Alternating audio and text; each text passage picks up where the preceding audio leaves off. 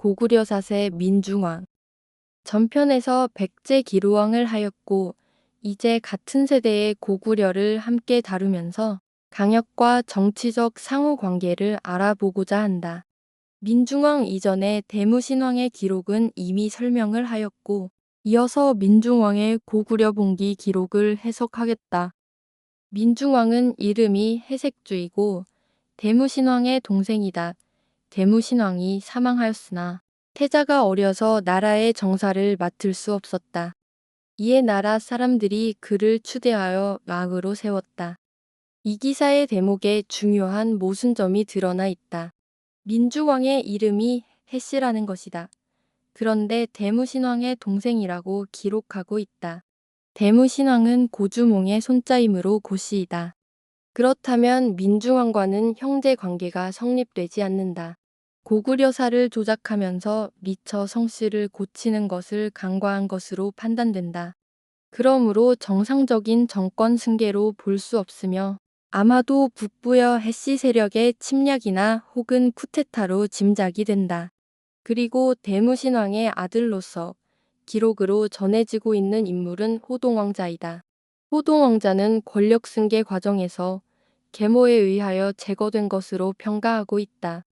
우선 모본왕에 대한 설명을 들어가기 전에 고구려 초기의 흐름을 복습하는 시간으로 졸본에서 시작한 고주몽부터 국내성을 거쳐서 위나암으로 천도를 한 유리명화, 그리고 대무신왕의 영토 확장을 다시 한번 확인하고 백제사의 기록을 비교 분석하면서 느끼는 결과는 고구려의 초기인 고주몽, 유리명왕 그리고 대무신왕은 고리국, 혈통의 사람으로 중국계라는 확신을 가졌다.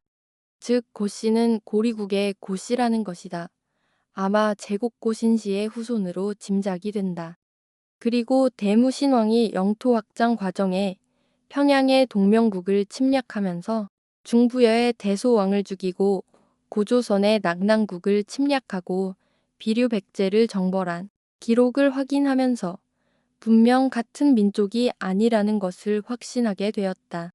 또한 한나라의 침략 행위는 모든 기록에서 삭제되고 대신 발갈에게 전가하였다는 것을 알게 되었으며 그리고 한나라의 침략 과정에서 고구려 대무신왕의 협력과 동참이 있었다는 것이 기정사실로 받아들여진다.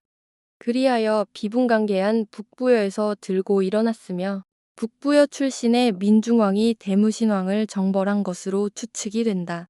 하지만 대무신왕 정권을 무너뜨리고 장악한 과정은 모두 삭제되었고 대무신왕의 동생으로 조작하여 정상적으로 정권이 승계된 것으로 만들어 놓았다. 그러나 다행스럽게도 역사 조작범들은 너무나 무식하게 민중왕의 성씨를 고치지 않고 그대로 기록해두는 실수를 저지르고 말았다. 이렇게 백제사와 비교하면서 알게 된 새로운 사실들을 근거로 고구려사를 다시 보게 되었고 그 내용들을 상기하면서 새로운 관점에서 해석하고자 한다.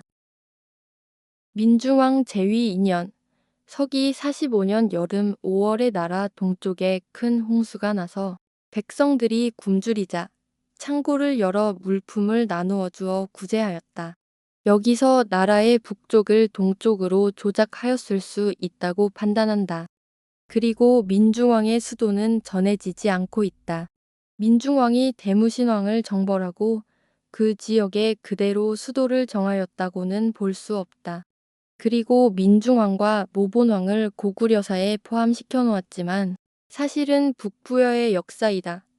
그런데 한반도의 지리적 여건으로 북부여의 역사를 지워버리고 졸본을 북부여사로 조작을 한 것이다. 그러므로 북부여의 진짜 수도는 졸본이 아니라 이곳 발해의 중경현덕부이다. 대진국 발해의 중경현덕부는 배달국 시절의 송화강 아사다리였고 막조선의 수도였었다. 통주의 서쪽에 북에서 남으로 흐르는 큰 강이 송화강이다. 고려시대에는 통주라 하였고 지함주사라 하연 악랑국 함주의 월경지이다. 하지만 무슨 사연으로 함주의 월경지로서 지함주사가 되었는지는 알 수가 없다. 단지 추측할 수 있는 것은 낙랑국 함주는 태조 이성계 선조들의 고향이다. 그리고 함흥은 이성계의 고조 이한사가 함주로부터 육지로 건너와 의천에 자리를 잡고 있다가 후대에 함흥으로 옮겼으며 이성계 또한 이곳에서 유년 시절을 보냈으며 별칭으로 동북면으로 기록하고 있다. 이러한 이성계 지방과의 인연으로 지함주사가 되었을 것이라는 추측이다. 원나라 시기에는 지함주사인 통주와 남쪽의 화주 영흥부를 합쳐서 상성총관부가 되었다.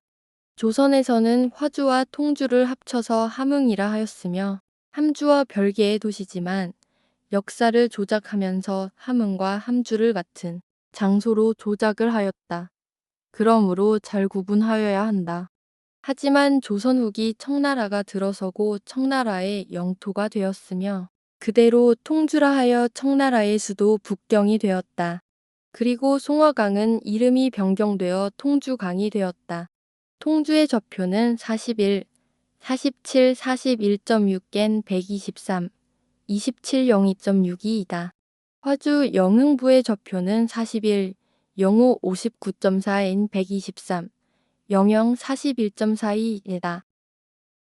민중왕 제위 3년 서기 46년 가을 7월에 왕이 동쪽으로 사냥을 나가서 흰 노루를 잡았다. 사기의 기록에서 흰 노루가 가끔 등장을 하는데 고구려 태조왕이 동쪽의 책성에 가서 흰 노루를 잡았다는 기록이 있다. 흰 노루는 특정 지역에 서식한다고 짐작할 수 있고 그렇다면 나라의 동쪽은 책성이 있는 갈사부여 지역이라는 추측이다. 갈사부여를 설명하자면 고구려 대무신왕이 중부여에 대한 침략으로 대소왕이 죽자 그의 동생이 바다를 건너 처음 피난한 곳이 백두산이 있는 동암록곡이다. 조선의 지명으로는 길주이며 좌표는 40, 36, 27.3엔 140, 27, 49.92이다. 어느 날 갈사 지역에 있던 해두국 왕이 동암록곡에 사냥을 왔는데 그곳에서 대소왕의 동생들 무리에게 공격을 받고 해두국 왕이 죽었다. 그리고 대소왕의 동생 부족들이 해두국을 장악하고 갈사부여국을 창업했다는 것이 역사에서의 기록이다. 하지만 기록을 다 믿을 수 없는 것이 현실이다.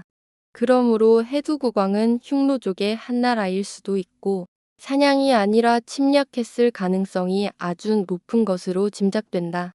그러나 침략한 해두국이 오리혀 패함으로 인해서 갈사국으로 병합된 것으로 보는 것이 올바른 해석이 아닌가 판단한다. 그런데 한편으로 생각하면 흰노루라는 것은 상징적으로 사용한 용어로서 러시안 계통의 백인을 가리키는 것일 수도 있다는 생각이 든다. 러시아 지역에 있는 흉노족과 함께 진출했을 가능성이 충분히 있기 때문이다. 그러므로 민중왕 동쪽이라는 것은 책성이 있는 간도라는 섬을 가리키는 것일 수도 있지만 내륙의 동쪽 지금의 러시아 하바로스크 지역이 될 수도 있다. 민중왕 제위 4년 서기 47년 가을 7월에 왕이 또 사냥을 나갔다가 석굴을 발견하고는 좌우 신하들을 둘러보며 말하기를 내가 죽거든 반드시 이곳에 장사 지내라. 모름지기 다시 능묘를 만들지 말라. 라고 하였다. 민중원 석굴의 좌표는 41, 17, 51.9엔 124, 영사 16.42이다. 실록의 기록에서는 영평현 굴동으로 알려져 있다. 하지만 사실은 영평현이 아니라 영흥부에 있는 것이다.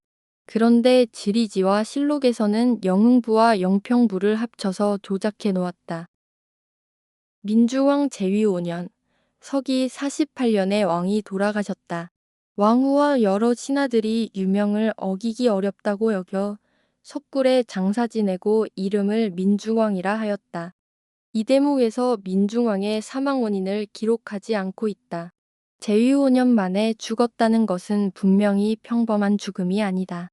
아마도 한나라의 침략 혹은 잔장에서 죽었을 가능성이 매우 높다고 판단한다.